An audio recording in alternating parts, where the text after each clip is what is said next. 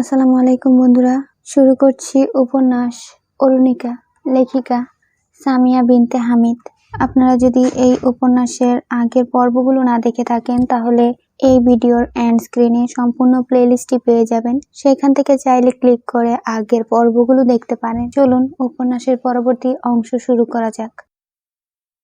অরুণিকা আর শতাব্দী পাশাপাশি বসে তাহমিদের বানানো সন্দেশ খেয়ে যাচ্ছে, আর তাদের দিকে অবাক দৃষ্টিতে তাকিয়ে আছে তাহমিদ, আহনাফ, আরাফ ও ইমন। অরুণিকা শতাব্দীর দেখা দেখি হাত চেটে পুটে খাচ্ছে, তা দেখে তুর্য মুখ চেপে হাসছে, আর ইবানের চোখে মুখে বিরক্তি। শতাব্দী এই নিয়ে মোট 8টা সন্দেশ খেয়েছে।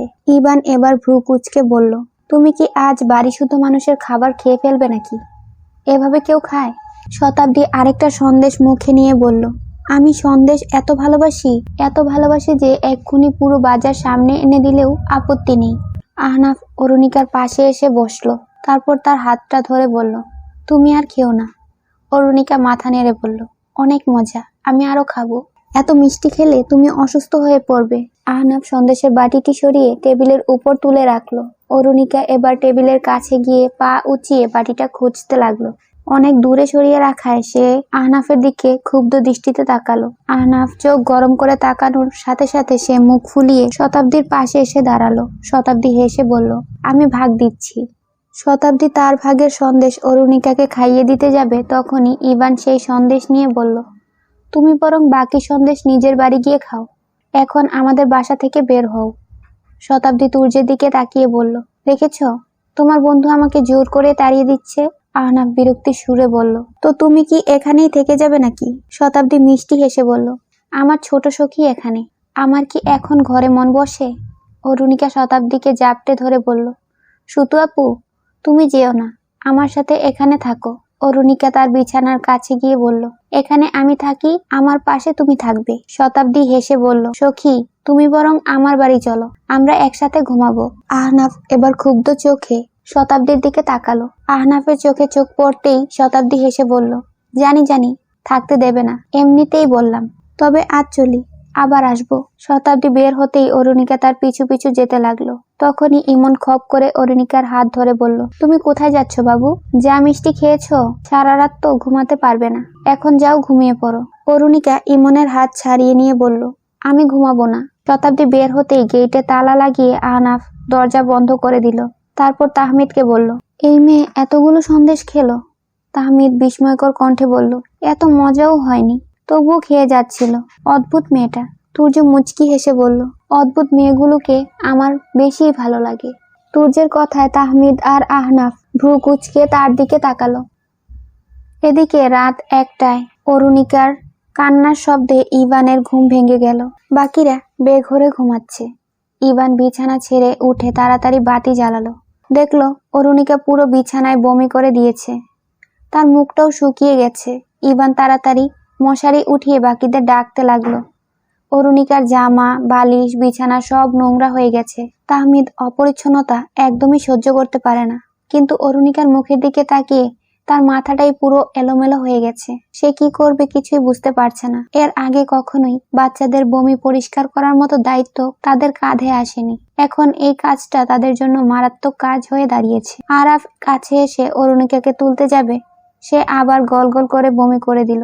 ইবান ব্যস্ত কণ্ঠে বলল, এত রাতে চাচা চাচিকে ডাকলে ভালো দেখাবে না। আরাফ বলল, আমি তো দেখছি, ওদের কেন ডাকবো? আহনাফ রাগী কণ্ঠে বলল, সব ওই বদমাস মেয়েটার জন্য হয়েছে, নিজে তো এতগুলো সন্দেশ খেয়েছে, অরুকেও খাইয়েছে। তাহমিদ চুলায় গরম পানি বসিয়ে দিয়েছে, আরাফ অরুণিকার মুখ মুছিয়ে দিচ্ছে। অন্যদিকে ইবান আর তুর্য বিছানাপত্র উঠাতে লাগলো। আহনাফ পানিতে লেবু আর লবণ মিশিয়ে অরুণিকার কাছে এসে বসলো। অরুণিকার চোখে মুখে রাজ্যের ক্লান্তি। সে মাথা ফেলে দিতেই আহনাফ ভীত কণ্ঠে বলল, ভাই, ডাক্তারের কাছে নিয়ে যাবি? ইমন বলল, আরে বদহজমি হয়েছে, চিন্তা করিস না, আর এত রাতে ওকে নিয়ে বের হওয়াটাই খুব ঝুঁকিপূর্ণ হবে, রাস্তায় ডাকাত পড়লে। আহনাফ অরুণিকার মাথায় হাত বুলিয়ে দিচ্ছে আর লেবুর পানি খাইয়ে দিচ্ছে। পানি গরম হলে আরাফ নিজেই অরুণিকাকে পরিষ্কার করে দিল, তারপর তাকে কোলে নিয়ে পুরো ঘর হেঁটে বাকি রাত পার করলো। রাতে আর কারোরই ঘুম হয়নি। অল্প কিছু পানি ড্রামে অবশিষ্ট ছিল, তা দিয়ে ঘর পরিষ্কার করা মোটেও সম্ভব না। তাই তাহমিদ না চাইতেও শুধু ফেল করে তাকিয়েছিল। সকালে উঠেই আরাফ আর ইবান অরুণিকাকে ডাক্তারের কাছে নিয়ে গেল। সেখানেই অরুণিকাকে স্যালাইন দেওয়া হলো। যদিও এটা খুবই সাধারণ অসুস্থতা, তবু অরুণিকার প্রতি 6 জনের চিন্তা দেখেই সালেহ আলী দেরি করেননি।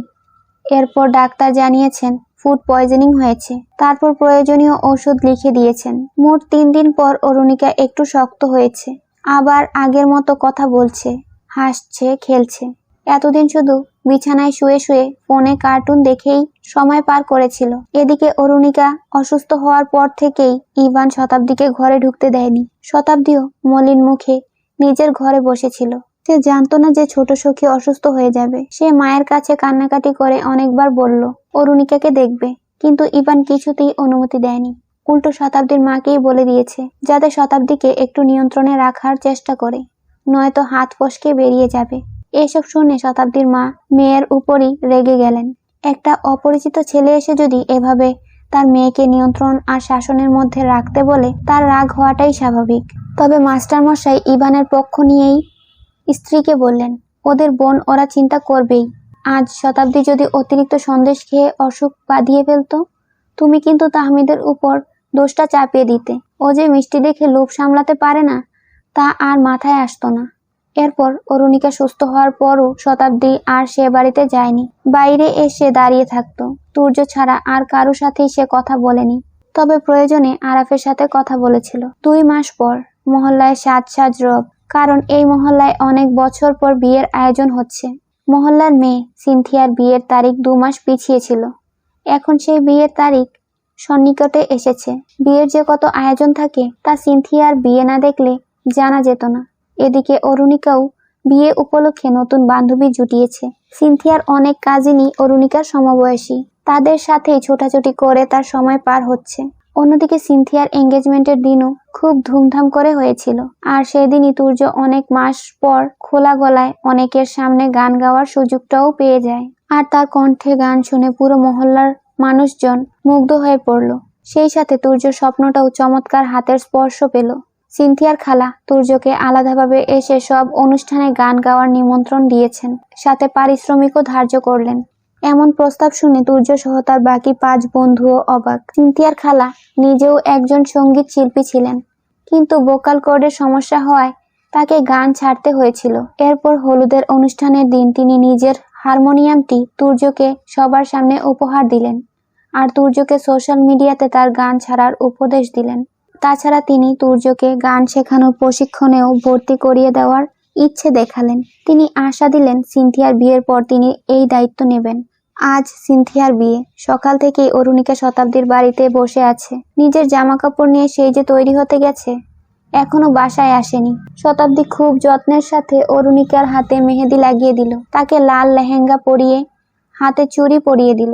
অরুণিকার চুলগুলো কাঁধ ছাড়িয়েছে। শতাব্দী চুলগুলো পুরো পিঠে ছড়িয়ে দিল। তবে এখনো অরুণিকার কানে ছিদ্র করা হয়নি। তাই সে পাথরের টিপ অরুণিকার কানে লাগিয়ে দিয়ে বলল, এখন মনে হচ্ছে টপ পড়েছ, বোঝা যাচ্ছে না, এগুলো কপালে লাগানো টিপ। শতাব্দী এবার অরুণিকার কপালে একটা কালো টিপ বসিয়ে তাকে হালকা সাজিয়ে দিল। এবার বলল, ছোট সখী, এখন দেখো, তোমাকে কিন্তু পরীর মতো লাগছে। অরুণিকা আয়নায় তাকিয়ে হাতের চুড়িগুলো নাড়ল, লেহেঙ্গা ছড়িয়ে দিয়ে এপাশ ওপাশ হয়ে নিজেকে দেখল। তারপর শতাব্দীর কাছে এসে বলল, আমি চলে যাব এখন? আমাকে সাজিয়ে দিয়েছ? হ্যাঁ, এটাকেই তো সাজগোজ করা বলে। এর চেয়ে বেশি সাজলে মনে হবে আজ তোমার বিয়ে। আমার বিয়ে কখন হবে? শতাব্দী হেসে বলল, যখন তুমি বড় হবে। তোমার মতো আমার চেয়েও বড় হতে হবে। তোমার বিয়ে কখন হবে? যখন আমি সিনথিয়া দিদির মতো বড় হব তখন। তুমি কখন বড় হবে? শতাব্দী মুচকি হেসে বলল, যেদিন তুমি আমার সমান হবে তখন আমি অনেক বড় হব। তারপর আমার বিয়ে হবে তোমার দাদার সাথে। অরুণিকা কিছুক্ষণ ভেবে বলল, আরাফ বলেছে দাদা অনেক দূরে চলে গেছে, আর আসবে না। শতাব্দী মলিন মুখে বলল, আরে তোমার দাদা ভাইয়ের কথা বলছি না, আমার বরের কথা বলছি। আমার বর তো তোমার দুলাভাই হবে, তাই না? দুলাভাইকে আমরা দাদা বলি। দুলাভাইকে? শতাব্দী দীর্ঘশ্বাস ফেলে বলল, এখন বাড়ি গিয়ে ভাইদের জিজ্ঞেস করে এসো তোমার দুলাভাই কে হবে। আমি এখন একটু তৈরি হয়ে নেই। যাও সখী, এখন আমাকে বিরক্ত করো না। অরুণিকা দৌড়ে চলে এলো। লোহার দরজা অরুণিকার জন্য খোলা রাখা ছিল। সে ঘরে ঢুকতেই আরাফ তার দিকে তাকিয়ে বলল, কে এটা? আরাফের কথায় বাকিরাও অরুণিকার দিকে তাকিয়ে অবাক হয়ে গেল। আরাফ তার সামনে হাঁটু গেড়ে বসে বলল, অরু, তোমাকে দেখতে একদম রাজকন্যার মতো লাগছে। অরুণিকা আরাফকে বলল, আমার দুলাভাই কে হবে? ইবান ভ্রু কুঁচকে বলল, এটা আবার কেমন প্রশ্ন? শুতু আপু বলেছে আমার দুলাভাই কে তোমাদের কাছে জিজ্ঞেস করতে। তোমরা জানো দুলাভাই কে? শুতু আপুর যখন বিয়ে হবে তখন আমি আপুর মতো বড় হয়ে যাব। এরপর আমারও বিয়ে হবে। আহনাফ অরুণিকাকে কোলে নিয়ে বলল, তোমার মাথায় এসব উদ্ভট কথাগুলো কে ঢুকিয়ে দিয়েছে? উদ্ভট কথা কি? তুর্য অরুণিকার সামনে দাঁড়িয়ে বলল, ভাই টুইঙ্কেল তোর এই প্রশ্ন বুঝবে না, আমি ওর প্রশ্নের উত্তর দিয়ে দেই। এরপর কে বলল, ইবান হচ্ছে তোমার দুলাভাই, বুঝেছো? আর তোমার বিয়েটা তো আমার সাথেই হবে। কথাটি শুনে আহনাফ রাগী দৃষ্টিতে তুর্যের দিকে তাকালো। আর ইবান বিরক্তির স্বরে বলল, আমার নাম কেন নিয়েছিস? সারাদিন তো তুই ওই মেয়ের পেছনে পড়ে থাকিস। তুর্য হেসে বলল, আরে মজা করছি। এরপর তুর্য আহনাফকে উদ্দেশ্য করে বলল, আর আহনাফ, তুই এভাবে আমার দিকে চোখ লাল করে তাকিয়ে আছিস কেন? আমি তোর বন্ধু, আমার বংশও খারাপ না, শুধু একটু পড়াশোনাটাই বিরক্তি লাগে। এছাড়া আমার কি কোনো দোষ আছে? সৎ পাত্র হওয়ার সব গুণ আমার মধ্যে আছে। আহনাফ তুর্যকে থামিয়ে দিয়ে বলল, আমরা অরুর বিয়েই দেব না। আর শোন, দ্বিতীয়বার ওকে নিয়ে এভাবে বলবি না। এখন ও সব বুঝতে শুরু করেছে, তারপর দেখা যাবে সত্যি তোকে বর ভেবে বসে থাকবে। তো সমস্যা কোথায়? সমস্যা আছে, এসব মাথায় ঢুকলে ওর ভবিষ্যৎ শেষ। অরুণিকে একবার আহনাফের দিকে তাকায়, আরেকবার তুর্যের দিকে। এরপর সে আহনাফের চুল টেনে ধরে বলল, তুমি রকস্টারকে বকছো কেন?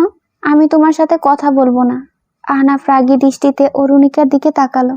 আরাফ অরুণিকার হাতের মুঠো থেকে চুল ছাড়িয়ে দিয়ে বলল, বড়দের চুল টেনে ধরা ভালো না, লক্ষ্মী বাচ্চারা এমন করে না। তুমি না ভালো মেয়ে, তাহলে ও রকস্টারকে বকছে কেন? আহনাফ অরুণিকাকে কোল থেকে নামিয়ে দিয়ে চলে গেল। তুর্য অরুণিকার মাথায় হাত বুলিয়ে দিয়ে আহনাফের পিছু পিছু গেল। আহনাফ চেঁচিয়ে বলল, আমার পিছু পিছু আসিস কেন? ভাই, আমি সত্যি মজা করেছি। তুই মজা করিস, আর ও আমার সাথে বেয়াদবি করেছে। আমি এটা মানতে পারছি না। এখন যা। টুইঙ্কেল আমার কাছে খুবই গুরুত্বপূর্ণ। ওকে ছাড়া আমার একটা দিনও চলে না। ওকে না দেখলে আমার ভালোই লাগে না। কিন্তু এটা তো ওরকম কিছুই না। ও তো বাচ্চা একটা মেয়ে। তোরা বারবার আমার কথাগুলো সিরিয়াসলি নিয়ে ফেলিস। তুর্য প্লিজ, ওরুকে নিয়ে এমন কথা আর বলবি না। ও এখন ছোট, ও আরেকটু বড় হলে এভাবে থাকাটাও সুন্দর দেখাবে না। ওকে একা কোথায় রাখবো আমরা? আরাফ ওকে হোস্টেলে দেবে না বলে দিয়েছে। অন্য বাড়িতে রাখার মতো সাহসও নেই। আজকাল কি কারো বিশ্বাস আছে? ও সারা জীবন হয়তো আমাদের কাছেই এক বাড়িতে থাকবে। এমন কিছু যদি ওর মাথায় ঢুকে, ওর মন মানসিকতা কেমন হবে একটু চিন্তা কর। ইতস্ত ভাব নিয়ে এক ঘরে থাকা সম্ভব না। তাই আমাদের সবাইকে নিয়ন্ত্রণের মধ্যে থাকতে হবে। ওর যখন যথেষ্ট বুদ্ধি হবে, নিজে চলার মতো ম্যাচিউরিটি আসবে, সেদিন এমন কথা বলিস। ততদিনে ও সব সত্য জেনে যাবে। এখন এসব বুঝবে না। যা বুঝিয়ে দিবি সবাইকে তাই বলবে। এখন বলছিস তুই ওর বর হবি। ধর, এই কথা ও না বুঝে পুরো মহল্লায় বলল। তারপর কেউ এসে অরুণিকাকে আমাদের থেকে আলাদা করে দিল। এটা মেনে নিতে পারবি? মহল্লার সবাই জানে আমরা অরুণিকার ভাইয়া। শুধু চাচা চাচি, আলেয়া খালা আর শতাব্দী ছাড়া কেউই আসল সত্যটা জানে না।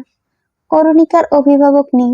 কাজিন বা বাবার বন্ধুর ছেলেকে এই সমাজ যোগ্য অভিভাবক হিসেবে মানবে না। তখন অরুণিকাকে যদি কেউ দত্তক নিয়ে ফেলতে চায়, যেখানে আপন ভাই বোনরাও মা বাবার মৃত্যুর পর আলাদা হয়ে যায়, সেখানে আমরা তো ওর আপন ভাইই না। ওকে আমরা কিভাবে পড়াশোনা করাবো সেটাই এখনো নিশ্চিত না। ওকে নিজেদের কাছে রাখার মতো আমাদের কাছে কি আছে? কোনো যোগ্যতা আছে? এই মহল্লায় সবাই জানে আমরা ওর ভাই। সালেহ চাচা আমাদের আপন চাচা। বাবা মার মৃত্যুর পর আমরা এদেশে এসেছি চাচা চাচির পাশে থাকার জন্য। এটাই আমাদের বর্তমান পরিচয়। অরুণিকা এভাবেই বড় হোক। ওকে হারিয়ে ফেলার মতো কোনো ক্ষমতা আমার নেই।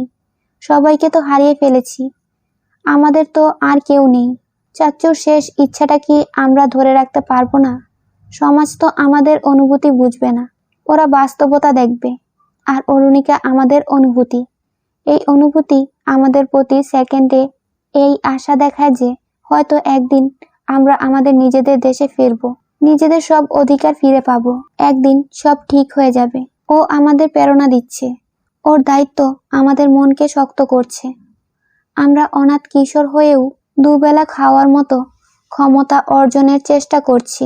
ও না থাকলে আমরা আগের মতোই বেপরোয়াই থেকে যেতাম। তুর্য আহনাফকে জড়িয়ে ধরে বলল, টুইঙ্কেল আমাদের ছেড়ে কোথাও যাবে না। এত সহজে কি কেউ ওকে আমাদের কাছ থেকে আলাদা করে ফেলবে? এত মাস ওকে দেখে রেখেছি, বাকি জীবনও দেখে রাখতে পারবো। মাধ্যমিক পরীক্ষার পর নতুন শ্রেণীতে উঠতে গিয়ে সংকটে পড়তে হচ্ছে 6 জনকে। এই মাসে সালেহ আলীর কাছে কোনো টাকা আসেনি। গত মাসের সঞ্চয় করা টাকা দিয়েই তাদের এই মাস কাটছে। রহমত চাচা কেন হঠাৎ টাকা পাঠানো বন্ধ করে দিয়েছেন সেটা এখন ভাবার বিষয়। এদিকে 6 জনের পক্ষে নতুন শ্রেণীতে ভর্তি হওয়ার মতো টাকা নেই। এখন পড়াশোনা ছাড়াও তাদের পক্ষে সম্ভব না। আপাতত 2 জনকে ভর্তি করানো সম্ভব। তাই সিদ্ধান্ত হলো কয়েক সপ্তাহের মধ্যে বাকি টাকা জোগাড় করতে হবে, নয়তো ইভান আর আরাফি এই বছর নতুন শ্রেণীতে ক্লাস শুরু করবে। বিকেলে সুরাইয়া তার সন্তানদের নিয়ে অরুণিকাদের ঘরে এলেন। সুরাইয়া আর সালেহ আলীর 3 সন্তান। ডুমুর তাদের বড় মেয়ে, সে শতাব্দীর বয়সী। বাঁধন অরুণিকার চেয়ে বছর 3 বড়, আর খোকার 1 বছর পূর্ণ হয়েছে। তাহমিদ সুরাইয়ার বাচ্চাদের দিকে এক নজর তাকিয়ে একপাশে সরে দাঁড়ালো। এদিকে ডুমুর খালি পায়ে বিছানায় উঠে বসলো। তাহমিদ কিছু বলতে যাবে তার আগে সুরাইয়া বললেন, শুনলাম তোমাদের স্কুলে ভর্তির জন্য টাকা নেই। তাহমিদ চুপ করে রইল। তুর্য বলল, হ্যাঁ চাচি, আমাদের তো টাকার দরকার ছিল। রহমত চাচা টাকাটা পাঠাচ্ছেন না, তাই এত ঝামেলা হচ্ছে। সুরাইয়া দীর্ঘশ্বাস ছেড়ে বললেন, তোমরা রহমত ভাইয়ের ভরসায় থেকো না, উনি বড্ড ঝামেলায় আছেন। কাল তোমাদের চাচা বলছিলেন ওনার উপর নাকি হামলা হয়েছে, কে নাকি রাবার বুলেট ছুঁড়েছে। সুরাইয়ার কথা শুনে 6 জন অবাক হলো। ইভান জিজ্ঞেস করলো, কে করেছে এমন? আমি তো জানি না বাবা, তবে ওনার পক্ষে এখন আর প্রতি মাসে টাকা পাঠানো সম্ভব না। এদিকে যেই টাকা পাঠাচ্ছিল এগুলো কিভাবে দিয়েছেন জানি না। শুনলাম তোমাদের বাবা চাচাদের অ্যাকাউন্টে অনেক টাকা আছে, সেগুলো তোমরা ছাড়া আর কেউ উঠাতে পারবে না। এখন তোমাদের তো আর ওখানে যাওয়া সম্ভব না। ইমন বলল, ওই টাকাগুলো উঠাতে পারলে আমাদের আর এখানে থাকতে হতো না। হ্যাঁ, ভালো বাসা নিতে পারতে, কিন্তু জীবন বাঁচানোর জন্য তো তোমাদের এখন সবকিছুই সহ্য করতে হবে। রহমত ভাই থেকে সব শুনলাম, তোমাদের পরিবারের সাথে যা হয়েছে খুব খারাপ হয়েছে। বাবুনটার জন্য বেশি খারাপ লাগে, অল্প বয়সে কত কিছু দেখে ফেলেছে। সুরাইয়া কিছুক্ষণ পর আবার বললেন, আসল কথায় আসি, যেই কারণে আমি এখানে এলাম। তারা 6 জন সুরাইয়ার দিকে তাকিয়ে রইল। সুরাইয়া বললেন, তোমরা চাইলে কাজ করে খেতে পারো। তোমাদের চাচা বলছে এভাবে অন্যের ভরসায় থাকলে তোমরা সামনে এগোতে পারবে না, কারণ আগামী মাস থেকে হয়তো 2-3 মাস পর পর রহমত ভাই টাকা পাঠাবেন এরও কোনো নিশ্চয়তা নেই। আহনাফ বিরক্তি সুরে বলল, তাহলে উনি কেন আমাদের ভরসা দিয়েছেন? আমরা 6 জন একসাথে কিভাবে পড়াশোনা করব? তাছাড়া খাওয়ার খরচ, থাকার খরচ ছাড়াও অনেক খরচ হয়ে যাচ্ছে। অরুর এখন 5 বছর পূর্ণ হয়েছে, ওকে স্কুলে ভর্তি করাতে হবে। এত কিছু আমরা কিভাবে সামলাবো? সুরাইয়া ক্ষীণ কণ্ঠে বললেন, পাশের বাড়ির মুন্নি আপার অনেক বছর সন্তান হয় না, তারা একটা সন্তান দত্তক নিতে চাইছিল। সুরাইয়ার কথা শুনে সবার মাথা খারাপ হয়ে গেছে। আরাফ চেঁচিয়ে বলল, চাচি প্লিজ, এমন কথা আর বলবেন না। সুরাইয়া বললেন, জানি বাবা, এসব শুনে তোমাদের খারাপ লাগছে, কিন্তু তোমরা। আহনাফ সুরাইয়াকে থামিয়ে দিয়ে বলল, আমরা কাজ করব, কাল থেকে কাজ খোঁজা শুরু করব। তুর্য বলল, আমাকে সিনথিয়া আপুর খালা কাজ দিবেন বলেছেন। আমি ভালোই গান গাইতে পারি, হয়তো গান গেয়ে কিছু টাকা আয় করতে পারবো। তাহমিদ বলল, আর আমি তো খাবার বিক্রি করতে পারবো। ইভান বলল, আমি আমার যে ছোট বাচ্চাদের পড়াতে পারবো। আরাফও পারবে। ইমন কিছুক্ষণ ভেবে বলল, আমি তো কিছুই পারবো না। আহনাফ কোনা চোখে ইমনের দিকে তাকালো, তারপর সুরাইয়াকে উদ্দেশ্য করে বলল, ইমনকেও আমরা একটা কাজে ঢুকিয়ে দিব। অরুণিকাকে দত্তক দেওয়ার কথা উঠতেই 6 জনের মধ্যে এক ভয়ঙ্কর উত্তেজনা চলে এলো। সুরাইয়া তা দেখে মনে মনে হাসলেন। তিনি এটাই চেয়েছিলেন, অন্তত তাদের মাঝে যদি একটু মানসিক গতি আসে তাহলে এই সমস্যা তারা খুব সহজে কাটিয়ে উঠতে পারবে। কারণ সুরাইয়া জানে রহমত সাহেবের পক্ষে এতগুলো ছেলেকে পড়াশোনা করানো সম্ভব না। ওনার অবস্থা এখন খুবই খারাপ। সুরাইয়া অরুণিকার পাশে বসে বললেন, এই বাবুন, সকালে বাড়ি এসে বাঁধনের সাথে আরবি পড়তে বসো। এরপর আরাফকে উদ্দেশ্য করে বললেন, মৌলভী সাহেব খুব ভালো মানুষ, তোমাদের সমস্যার কথা বললে উনি টাকা নেবেন না, আর এখনই তো আরবি শেখার বয়স। ইমন বলল, আরবি কেন শিখতে হচ্ছে? আমি কত আগে পড়েছি, মনেই নেই, এগুলো মনে থাকে না, আর একটু বড় হলে নামাজ শিখলে চলবে। সুরাইয়া মুখে হাত দিয়ে বললেন, অমন কথা বলছো কেন বাবা? ও কি তাহলে কোরআন শিখবে না? আর তোমরা দেখি নামাজ দোয়াও পড়ো না। বাবুন তোমাদের দেখে কি শিখবে বলো? তোমাদের বাবা মা নেই। ও এখন শিক্ষা, সংস্কৃতি, আদব কায়দা সব তোমাদের দেখেই শিখবে। আমি যেহেতু তোমাদের চাচির মতো, আমার তো এতটুকু দায়িত্ব আছে, তাই বললাম, কিছু মনে করো না। তারা চুপ করে রইল। এদিকে অরুণিকা পায়ের উপর পা তুলে বিছানায় শুয়ে শুয়ে ফোন দেখছে। এই মেয়ের অর্ধেক সময় কার্টুন দেখতে দেখতেই কেটে যায়। সুরাইয়া চলে যাওয়ার পর আরাফ এসে অরুণিকার হাত থেকে ফোনটা কেড়ে নিল। অরুণিকা সাথে সাথেই ক্ষেপে উঠল। মোবাইল নেয়ার জন্য বারবার আরাফের কাছে জেদ করতে লাগলো। আহনাফ বিরক্ত হয়ে এক ধমক দিতেই সে ধপ করে বিছানায় শুয়ে বালিশে মুখ গুজল। এরপর তাকে টেনেও আর বিছানা থেকে তোলা গেল না। দিন দিন অরুণিকার জেদ বাড়ছে তো বাড়ছেই। এভাবে জেদ বাড়তে থাকলে ওকে নিয়ন্ত্রণে রাখাটাই কষ্টকর হয়ে যাবে। 2 সপ্তাহের মধ্যে ইভান আর আরাফ অনেকগুলো টিউশন পেয়ে গেল। সবগুলো শতাব্দীর বাবা খুঁজে দিয়েছেন।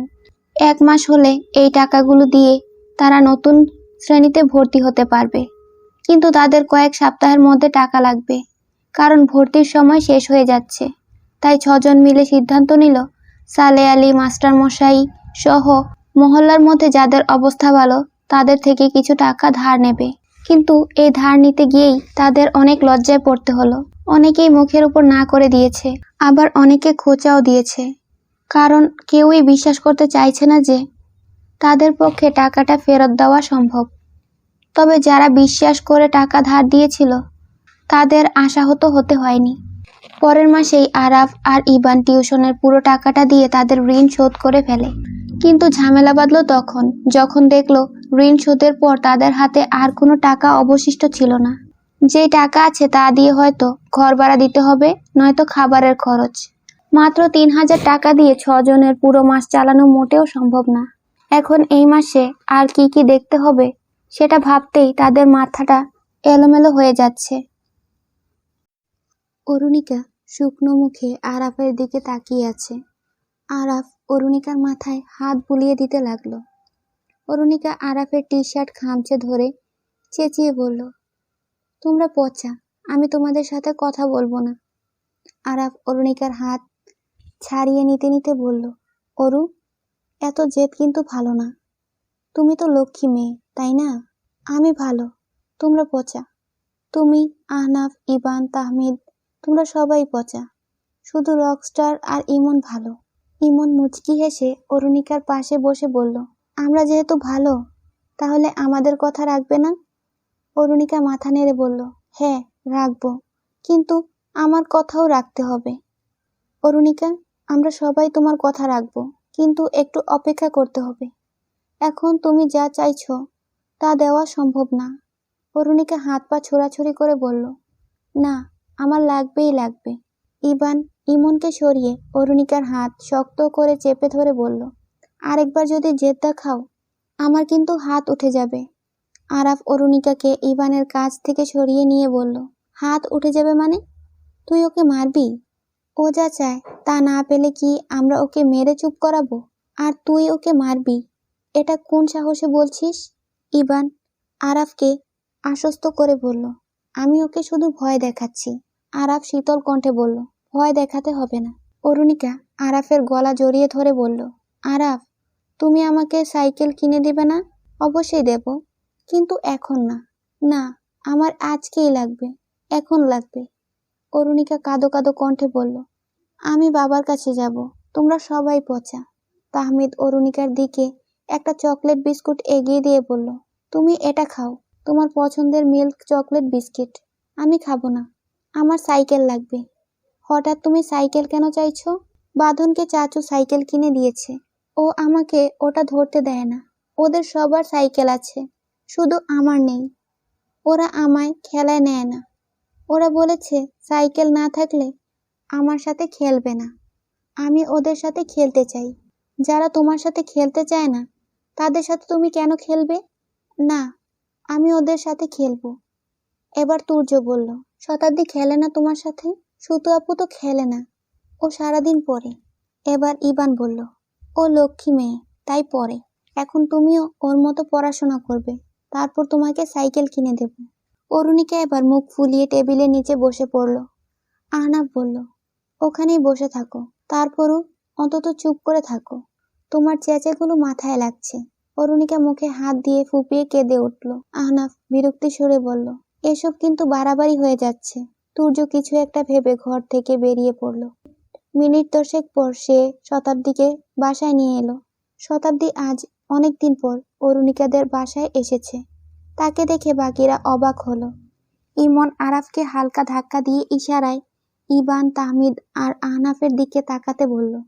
ইবান আর আহনাফ অবাক চোখে শতাব্দীর দিকে তাকিয়ে আছে, আর তাহমিদ তার পা থেকে মাথা পর্যন্ত খুঁটিয়ে খুঁটিয়ে দেখছে। আরাফ সবার মনোযোগ আকর্ষণ করে বলল, কেমন আছো শতাব্দী? অনেকদিন পর বাসায় এসেছো? শতাব্দী মুচকি হেসে বলল, হ্যাঁ, গায়ক সাহেব আমাকে নিয়ে এসেছেন। শুনলাম আমার ছোট সখী সবার সাথে রাগ করে বসে আছে। শতাব্দী এই বলে টেবিলের নিচে গিয়ে অরুণিকার পাশে বসলো। অরুণিকা শতাব্দীকে দেখে বলল, সুতু আপু, ওদের সাথে কথা বলো না, ওরা সবাই পচা। কেন পচা বলছো? সাইকেল কিনে দিচ্ছে না তাই? অরুণিকা মাথা নেড়ে হ্যাঁ বলল। শতাব্দী আবার বলল, আমার একটা ছানা আছে, কিন্তু তোমার টুনঝুন আছে। এই মহল্লায় কারো কাছে টুনঝুন আছে? অরুণিকা কিছুক্ষণ ভেবে বলল, শুধু আমার কাছেই আছে। হ্যাঁ, এখন বাকিদের সাইকেল আছে, কিন্তু সাইকেল তো কথা বলতে পারে না, নড়াচড়া করতে পারে না, নিজ থেকে খেলেও না। শুধু তুমি যতক্ষণ পা দিয়ে ঘুরাবে ততক্ষণ চলবে। আর তোমার কাছে দুটো পাখি আছে, ওরা তোমার সাথে কথা বলতে চায়, যদিও এখনো শিখেনি, কিন্তু তুমি ওদের কথা বলতে শেখাতে পারো। খোকাও কি এখনো কথা বলতে পারে? ঠিকভাবে হাঁটতেও পারে না, কিন্তু সবাই তার সাথে খেলে, তার সাথে কথা বলে। তুমিও তোমার টুনঝুনের সাথে খেলবে। অরুণিকা হামাগুড়ি দিয়ে টেবিলের নিচ থেকে বেরিয়ে এলো। শতাব্দীও ওর পিছু পিছু বেরিয়ে এলো। অরুণিকা এবার তাহমিদের কাছে গিয়ে বলল, তুমি টুনঝুনকে আমার সাথে খেলতে দাও না কেন? শতাব্দী হেসে বলল, এই যে মিষ্টি মশাইয়ের ঘর যে নষ্ট হয়ে যাবে। তাহমিদ ভ্রু কুঁচকে শতাব্দীর দিকে তাকালো, তারপর অরুণিকার সামনে হাঁটু গেড়ে বসে বলল, এখন থেকে আমি তোমার সাথে খেলবো, টুনঝুনও আমাদের সাথে খেলবে। আমরা সবাই মিলে অরুণিকা আর টুনঝুনের সাথে খেলবো। সত্যি? হ্যাঁ সত্যি। সুতু আপুও খেলবে? শতাব্দী মুচকি হেসে বলল, যদি কারো আপত্তি না থাকে। আহনাফ বলল, অবশ্যই, আমাদের কোনো আপত্তি নেই। আর তোমাকে ধন্যবাদ অরুকে বোঝানোর জন্য। শতাব্দী মুচকি হেসে বিদায় নিল।